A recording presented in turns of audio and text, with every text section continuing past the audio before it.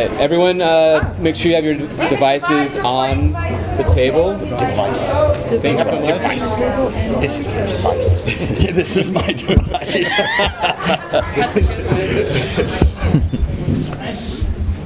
Hi, everybody. Thank you for coming. Yes. Showing me Just go ahead and raise your hand if you're ready for a question. Right there. Hi, Morgan Jeff from Digital Spy. I know you guys were just talking in a panel about the possibility of maybe doing a Hannibal movie. Would you consider fan funding that, maybe Kickstarter or something along those lines, or would you go traditional financing? Martha. They've approached me, so I just don't know, what model we're looking at, whether we're still in entertaining television or, timing with Bryan and the cast and everything. So it's all open. It's not done. early days. Yes. I have a question. Since Bryan, you're supposed to start work on American Gods or have already started, I mean, if Hannibal does get picked up for another season or even a film, how are you going to balance the two? I would find a way. Okay. Yes! Yeah. You heard it. We're there about it. When? I'd find a way. Okay. Well, Richard's here, but what can you tease about more of what's to come with his character on this season? I'll let Richard answer that. There's a lot of body, I noticed on that little, yeah, I don't remember spending so much time without my clothes on, but no, you get 6 episodes of that story arc, which really has only been explored in 2 movies for probably 90 minutes at a time, so it's a real chance to go to that book, which is incredibly detailed, and look at the backstory of where Francis Dolarhyde came from and how he's emerged as this strange, this man that's complicated and dark and at the same time innocent and romantic. And so hopefully we're gonna open that story up a bit. Courtney? So, Hannibals don't understand why the show doesn't have a home yet. What are some of the challenges that you're up against? Some of the challenges are that once NBC passes on a 4th season, that kind of dismantles a lot of our international funding.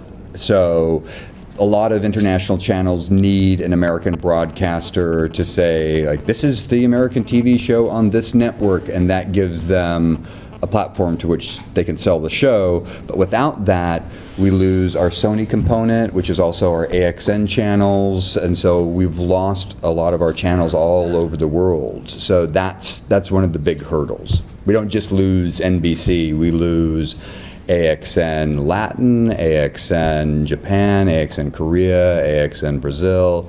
We lose all of those. So then it's back to square one to figure out a financial model for the show.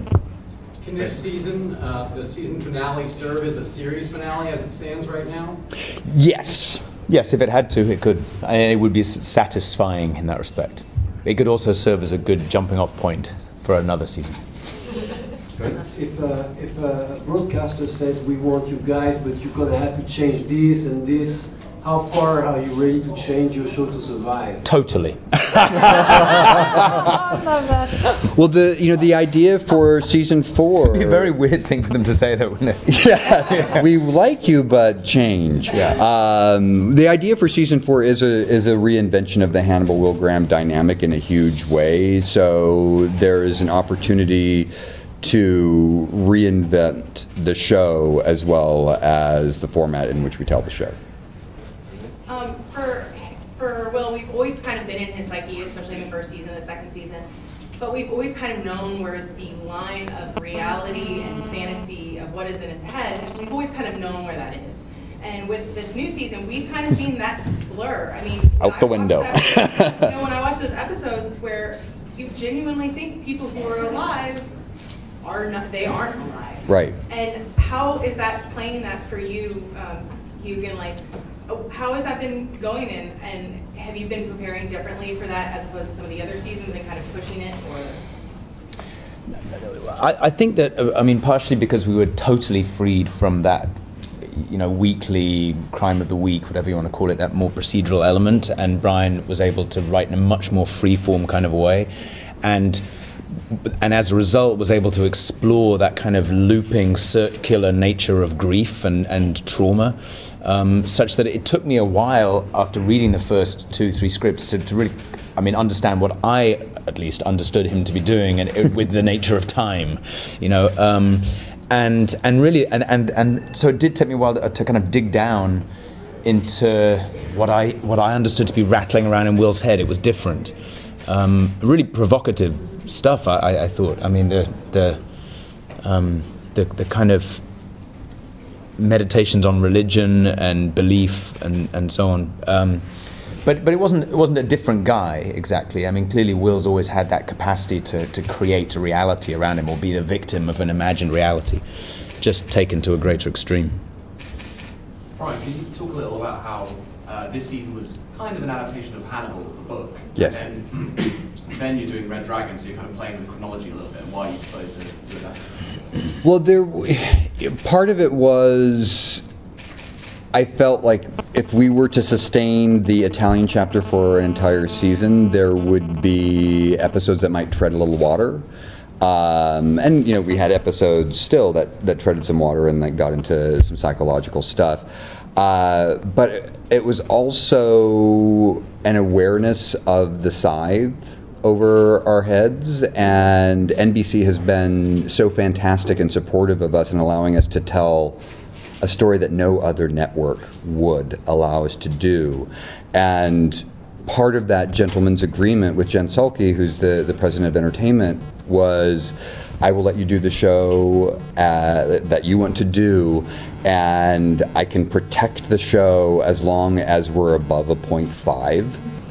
And once we went below a 0.5 rating, I knew Jen wouldn't be able to protect us from the schedulers at NBC who were like, we can't sell this at upfronts because, you know, nobody's going to buy advertising at top dollar rates for a 0.5 rating. So I was aware that this was going to be our last season in many ways, so I kind of wanted to get as much in there, and I thought if we don't do Red Dragon now, we might not be able to. Agreed?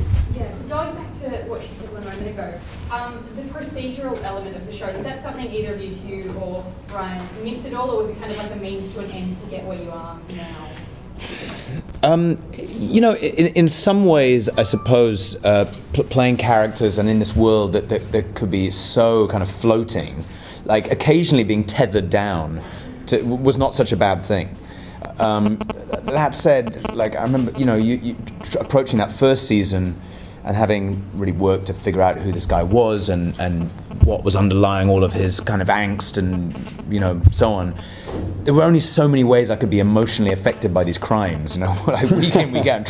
Because Bryan's writing is always emotional. There's always, if you dig down, you can find it. But you know, any procedural, there's certain elements that are repeated, you know. And clinical. And clinical, yeah. And so trying to find the emotional response of the character to that felt like it could have become like a bit forced had we had to continue in that way. And it was fun for us in the writers' room to not have that as a crutch for the storytelling, because so often when we were breaking those stories, it was like, okay, now a body has to drop, and what's the metaphor of the death tableau? And it was a spine to a lot of the storytelling, and when we jerked that spine out of the body, like the Predator, it was it kind of left us with this slightly amorphous yet emotionally sound psychological tale that didn't have that buttressing, and so it was fun for me as somebody who loves the pretension in Thomas Harris's writing, and it's so beautiful and purple and articulate that I wanted this season to smack of Thomas Harris in a way that we hadn't in the first two seasons. In the back. I was just wondering if you could talk a little bit about, I absolutely love the Hannibal episode that didn't have Hannibal, where it focused on all the characters he basically had broken, yeah, and how the transformation of Alana and Frederick Hilton kind of came to be, and how that affected the way you acted alongside with them.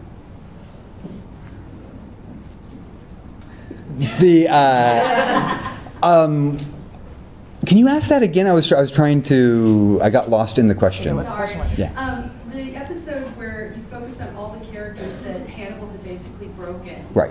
Especially Alana, who I just was amazed by that wonderful performance that she did. She was great in that episode. She was so great, and Raoul as Frederick and the whole thing. I just absolutely loved it. I was wondering how if you could talk to the changes in her character as well as Frederick's, because he's just looking for allies to sort of produce a Justice League of Doom for Hannibal Lecter. Right.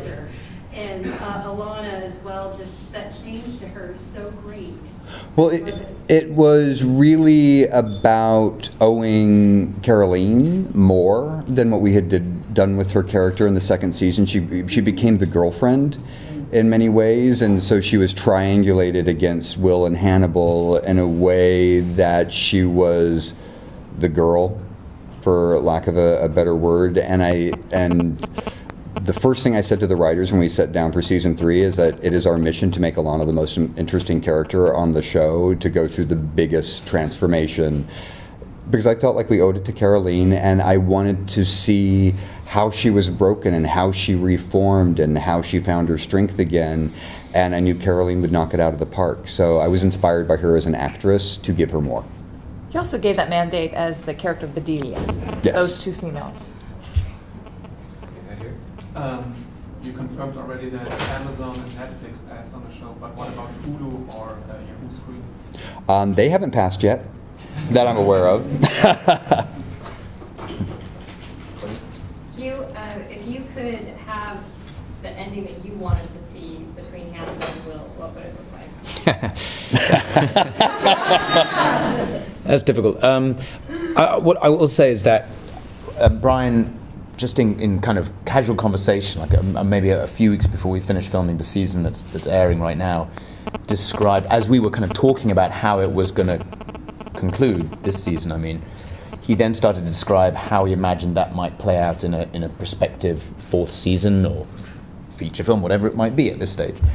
And it, as he already said, was such a different place for them to go. And I mean, all I can tell you is I just thought it sounded fascinating and really like almost a kind of amazing inversion and return to the first season, but a new kind of storytelling. So that's how I would like the story to end between them, at the very least. But again, like, you know, if we don't get past what we've shot, if that's the conclusion, I think it will be, you know, every season that we've shot so far has concluded in a way, as Bryan said, there was always like a sword of Damocles hanging over us, right? And with that in mind, it will be satisfying. In the back. Hi, Richard. Hey. How deep did you have to go in your research for a character like Francis Dollarhide, and how do you find the humanity in a character so twisted? I think it's really down to Thomas Harris writing. He really explores the childhood, the damaged child that he created in Francis Dollarhide, and it sort of doesn't track in a linear way. So you delve back into his past so you learn about his crimes first, and then you retrace where they came from.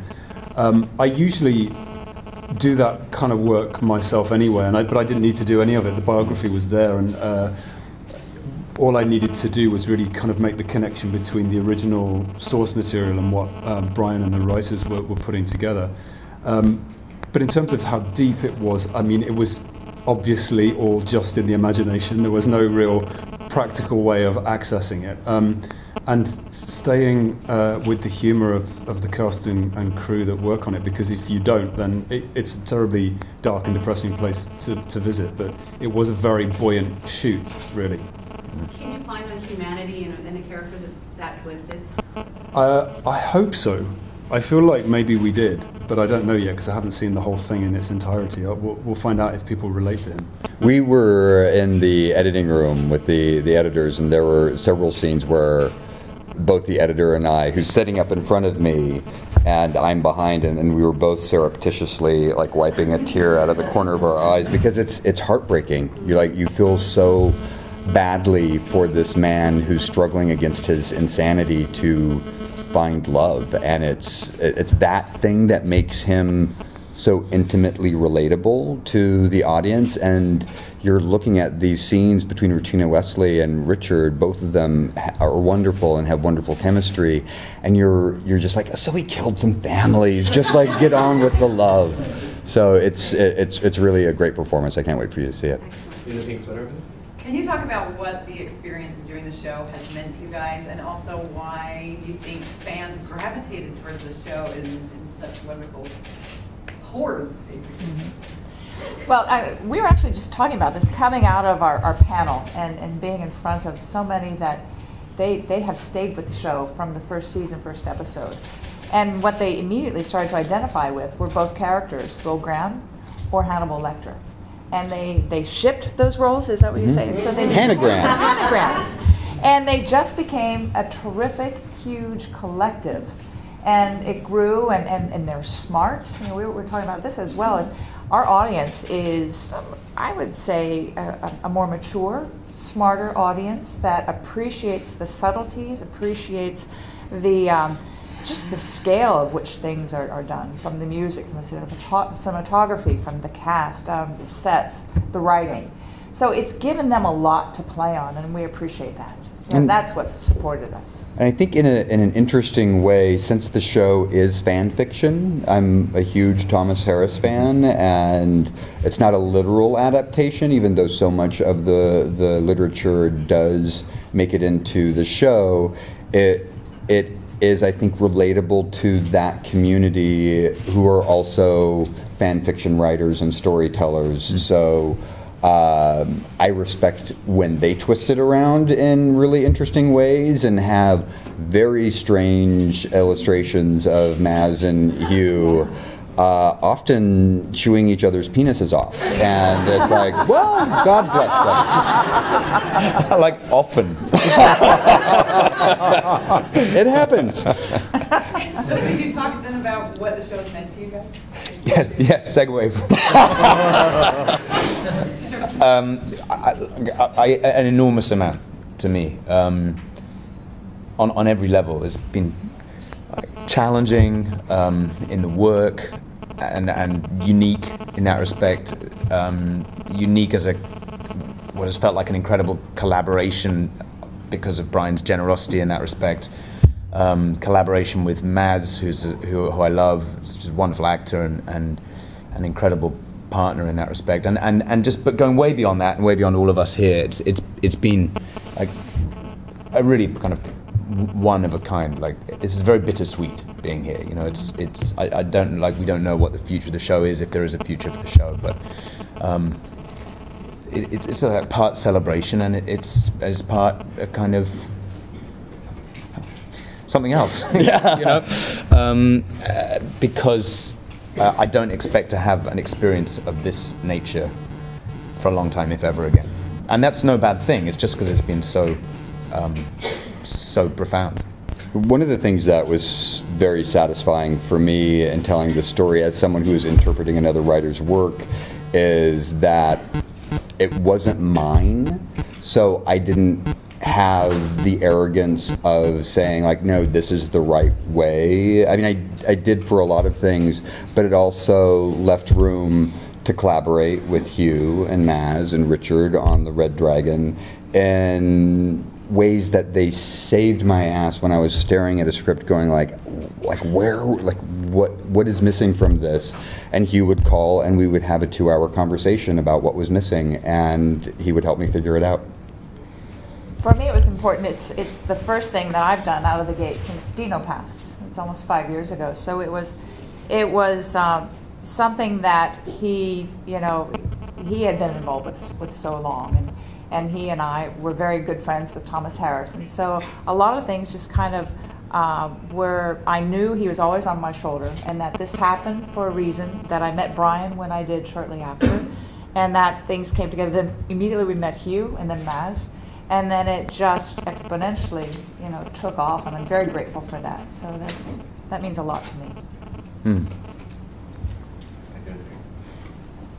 I have a question. So with the intelligence and the artistry of the show, that's not always accessible to like the mainstream crowd. The fans, who are not casual fans, they're passionate fans. Was there a defining moment for you? I mean, all the fans, I'm sure, have a moment where we realize what we actually had given to us. I mean, was there a moment for you where you realized what you really had, like what you created, and what really hit you? Was there a moment? I think coming into, it was either the first season or the second season, convention hall, and seeing how many young women were in the audience, and that delighted me to no end, to have a relationship with a fan community that was young people who were very intelligent, very articulate, very open to new and weird things, and being able to champion them as individuals as they have championed the show. That was a pretty great moment. Right here. If you come back for another season or a movie, do you think you'll be able to get all of the key players back? Are you pretty confident about that? It's everybody is really fond of each other. What was sort of the most important thing for you about showing the first, I guess, real face-to-face conversation between Will and Hannibal, I guess, before the time jump coming in this season? Like, what weight did you need to have? How'd you go into that? And also, objectively, for all of you, who do you think is the smartest character on the show, given what Bedelia thought in the last episode? I've always said Bedelia is the smartest character on the show. And